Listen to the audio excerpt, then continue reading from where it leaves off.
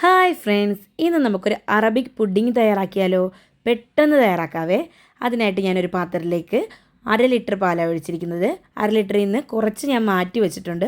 അതെന്തിനാണെന്ന് പറയാം. ഇതിലേക്ക് മധുരത്തിന് ആവശ്യമായ കണ്ടൻസ് മിൽക്ക് കൂടെ ചേർത്തിട്ടുണ്ട്. ഇച്ചിരി കൂടുതൽ ഒഴിച്ചോ, കാരണം ഫ്രിഡ്ജിൽ വെച്ച് തണുപ്പിക്കാനുള്ളതാണ്.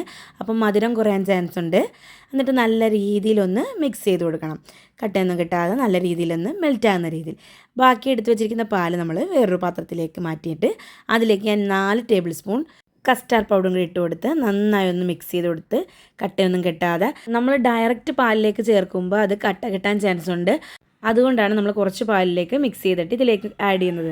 ഇനി ഈ ചൂടായ പാലിലേക്ക് നമ്മുടെ ഈ മിക്സ് ഒഴിച്ചതിന് ശേഷം നന്നായി ഒന്ന് ഇളക്കി കൊടുക്കണം. കട്ട കെട്ടാതെ കൈയെടുക്കാതെ നല്ല രീതിയിലൊന്ന് ഇളക്കി കൊടുക്കണം. കസ്റ്റാർഡിൻ്റെ മിക്സ് ഇടുമ്പം പാലൊന്ന് കുറുകുകയും ചെയ്യും. അതുകൊണ്ട് കൈയെടുക്കാതെ ഇളക്കിക്കൊണ്ടിരിക്കണം. ഇല്ലെങ്കിൽ താഴെ അടിക്ക് പിടിക്കാനൊക്കെ ചാൻസ് ഉണ്ട്.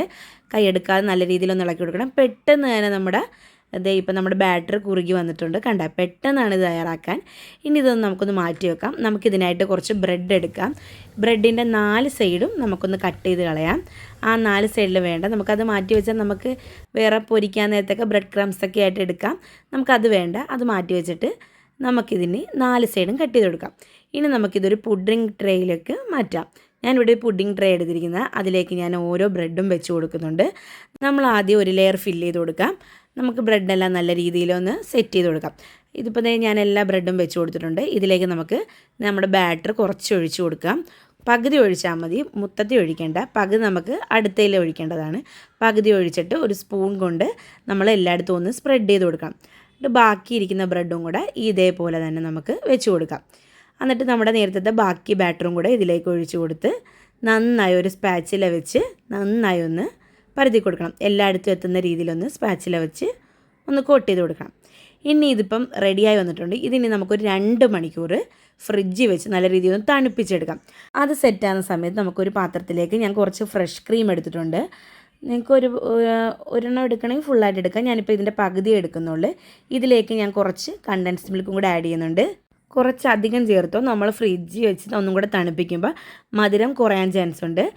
ഇപ്പോൾ ഞാൻ കുറച്ച് കൂടുതലാണ് ചേർത്തിരിക്കുന്നത്. ഇനി ഈ ഫ്രഷ് ക്രീമും കണ്ടൻസ്ഡ് മിൽക്കും കൂടെ നന്നായി ഒന്ന് മിക്സ് ചെയ്തെടുക്കണം.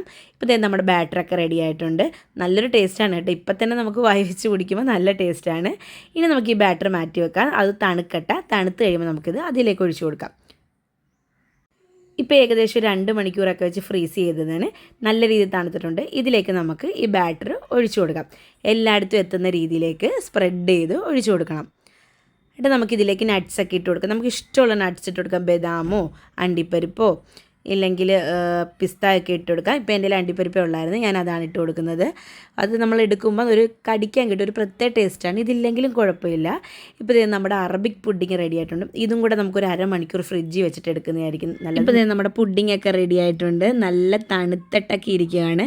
നമുക്കൊരു വിരുന്നുകാരൊക്കെ വീട്ടിൽ വന്നു കഴിഞ്ഞാൽ തയ്യാറാക്കി കൊടുക്കാൻ പറ്റിയ ഒരു ഐറ്റമാണ്. ഇല്ലെങ്കിൽ പരിപാടികൾക്കൊക്കെ തയ്യാറാക്കാൻ പറ്റുന്നൊരു ഐറ്റമാണ്. എന്തായാലും എല്ലാവരും ട്രൈ ചെയ്തൊക്കെ ഫീഡ്ബാക്ക് അയക്കണം. ഇനി നമുക്കിതൊന്ന് ഇക്കാക്ക് കൊടുക്കാൻ. ഇക്ക പറയട്ടെ എങ്ങനെയുണ്ട്, ഇത് ഇഷ്ടപ്പെട്ടാ ഇല്ലേന്ന് അറിയാമല്ലോ. എന്നാലും ഇക്കയുടെ അഭിപ്രായം നമുക്ക് അറിയാം.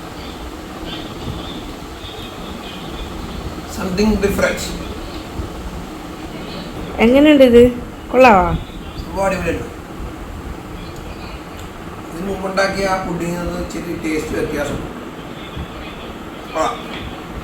എന്തായാലും ഇക്കാക്ക് ഒരുപാട് ഇഷ്ടപ്പെട്ട്. വീഡിയോ ഇഷ്ടപ്പെട്ടെങ്കിൽ ലൈക്ക് ചെയ്യുക, കമൻറ്റ് ചെയ്യുക, സബ്സ്ക്രൈബ് ചെയ്യുക. പുതിയൊരു വീഡിയോ ആയിട്ട് വരുന്നവരെ ബൈ.